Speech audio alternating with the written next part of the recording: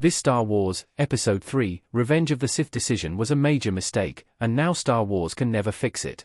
Revenge of the Sith is a crucial point in the Star Wars timeline because so many key events take place in the movie and because it had to bridge everything that happened in the prequels and the original Star Wars trilogy.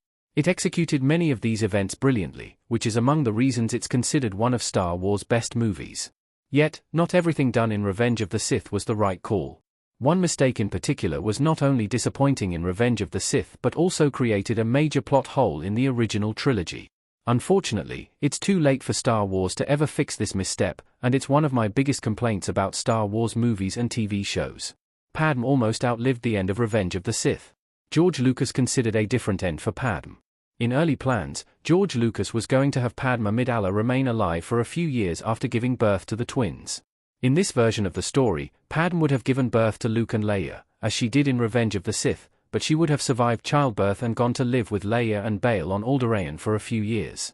The twins therefore would still have been separated, with Luke still going to Aunt Beru and Uncle Owen on Tatooine for the original trilogy to make sense.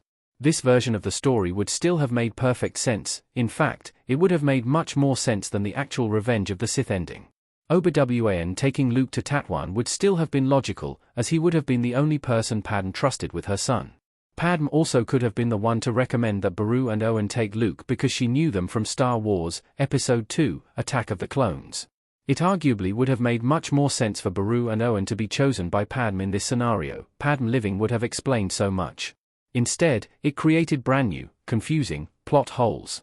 Luke and Leia speak to one another in Return of the Jedi. Had George Lucas kept this original plan in Revenge of the Sith, not only would this have made the prequel trilogy better, but it also would have avoided some truly confusing plot holes the real ending caused. One of the biggest Star Wars plot holes created by Padme's death in Revenge of the Sith was the fact that Leia claimed she remembered her mother in Return of the Jedi.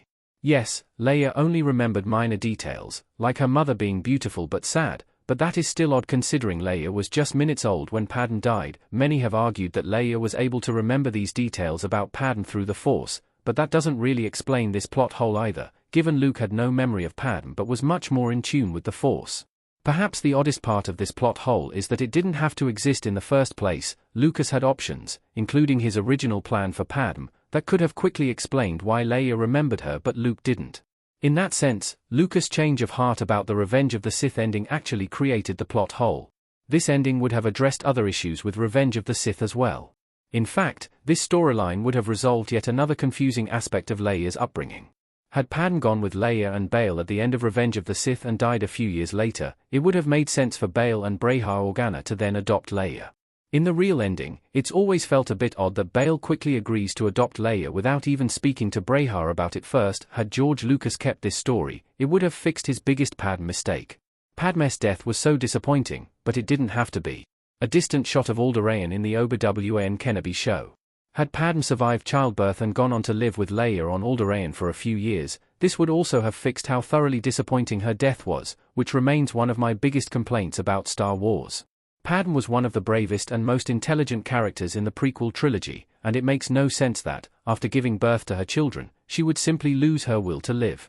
This has also led to speculation that Padme died of a broken heart, which, although Star Wars has never confirmed this, is such a disservice to her character.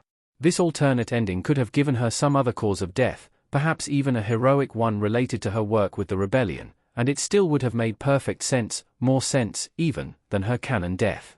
This could have tied together Leia's comments about remembering her mother, Bail's decision to adopt Leia, and Padme's role in the rebellion brilliantly.